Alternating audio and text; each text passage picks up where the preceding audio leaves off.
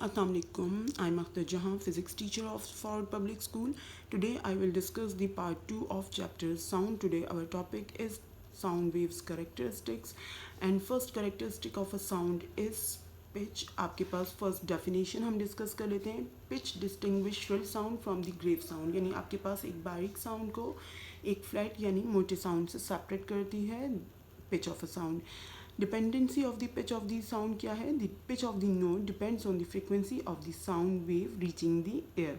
आपके पास फिर next paragraph में pitch high pitch note and low pitch note का बताया गया है कि high pitch note has a high frequency. ठीक है, आपके पास हाई पिच नोट की फ्रीक्वेंसी क्या होगी? हाई होगी. बट आपके पास फिर आगे उन्होंने क्या बताया? And a short wave length. तो फ्रीक्वेंसी और वेव लेंथ का जो है वो आप रिलेशन बता रहे हैं यहाँ पर कि अगर फ्रीक्वेंसी हाई होगी यानी इंक्रीज करेगी तो वेव लेंथ क्या होगी? आपके पास डिक्रीज होगी.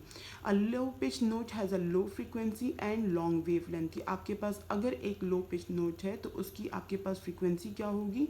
आपके पास लो होगी, लेकिन लो फ्रीक्वेंसी के लिए आपके पास वेव लेंथ जो है वो हाई होगी. इट मीन्स कि आपके पास from this to this point आपके पास फ्रीक्वेंसी एंड वेव लेंथ का रिलेशन बता रहे हैं कि वो इन्वर्स रिलेशन है.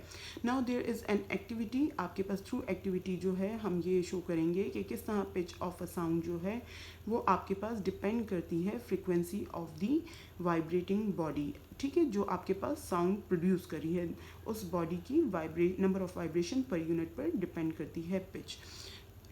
सही. अब देखिए यहाँ से आपके पास support a bicycle on its stand and rotate its rear wheel. आपके पास जो है हमने एक व्हील ले लिया है और आपके व्हील ऑफ अ बाइसिकल को हम यहाँ पर कंसिडर कर रहे हैं और हमने बाइसिकल को स्टैंड पे खड़ा कर दिया है एंड हम उसके फ्री व्हील को जो है वो रोटेट कर रहे हैं. Hold a piece of cardboard in your hand with its free and touching the spoke of the rotating wheel.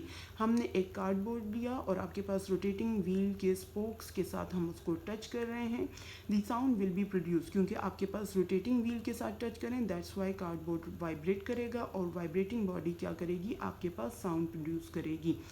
As you increase the speed of rotation, the spokes touching per unit time to the cardboard will increase. अगर आपने rotation की speed increase की तो आपके पास जो number of vibration of a card जो है पर यूनिट टाइम वो भी इंक्रीज हो जाएगा. तो हमें पता है कि number of vibration per unit time जो है वो फ्रीक्वेंसी होती है. तो आपके पास which will increase the frequency. As a result sound produce will become shriller. आपके पास फ्रीक्वेंसी इंक्रीज होने से क्या होगा?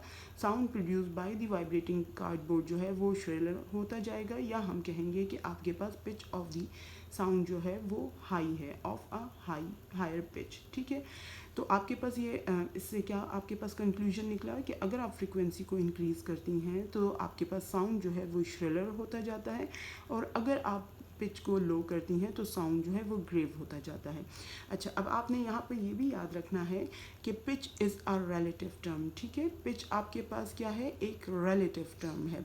रिलेटिव टर्म का क्या मतलब है कि आप इसको जो है किसी और साउंड के, मतलब अगर कोई किसी साउंड का पिच आप बताना चाहती हैं तो उस साउंड के पिच को आप किसी और साउंड के पिच के साथ कंपेयर करेंगी और फिर आप जज करेंगी कि कौन सा साउंड जो है वो ग्रेव साउंड है और कौन सा साउंड जो है वो आपके पास श्रिलर साउंड है. होप सो आपको टॉपिक फुली समझ आ गया होगा. इंशाल्लाह next topic will be discuss in next video. अल्लाह हाफिज़. Thank you. Stay safe, stay home.